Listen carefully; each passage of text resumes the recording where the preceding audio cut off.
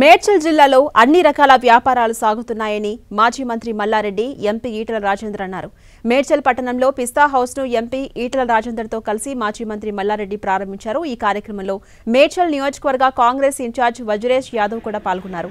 వీరికి పిస్తా హౌస్ ప్రతినిధులు సందీప్ రెడ్డి, శ్రీనివాస్ దేశ్ముఖ్, మాధవరెడ్డి, కిరణ్ కుమార్ రెడ్డి ఘన స్వాగతం పలికారు. ఇప్పటి వరకు నగరంలో 75 పిస్తా హౌస్లు ఉన్నాయని, రాబోతున్న రోజుల్లో ఆ సంఖ్యను 100కు పెంచుతామని తెలిపారు.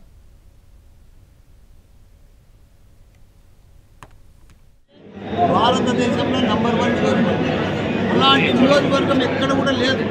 10 మున్సిపాలిటీలు, 61 గ్రామాలు, ఇప్పుడు అవన్నీ కూడా పోయి అన్ని జిహెచ్ఎంసీలో కలిసిపోయినాయి. 3 మున్సిపాలిటీలు మిగిలినాయి. ఎందుకంటే మన దాంట్లో షామీర్పేటలో కానీ, మేడ్చల్లో కానీ, ఫామ్ హౌస్లలో కానీ, ఫుడ్ కోర్ట్స్ కానీ, హోటళ్ళల్లో కానీ, రిసార్ట్స్లలో కానీ నంబర్ 1 మన మేడ్చల్. కాబట్టి ఇంకా అభివృద్ధి చెందుతుంది. మంచి పిస్తా హౌస్ బిర్యానీ వాళ్ళు 75వ సెంటర్ ఇది. పిస్తా హౌస్ అంటే 75వ హోటల్ ఇది. వాళ్ళు ఇక్కడ ప్రారంభించడానికి చాలా చాలా ధన్యవాదాలు. వాళ్ళు ఇంకా తొందరలోనే 100వ పిస్తా హౌస్ కూడా తెరవాలని కోరుకుంటున్నారు.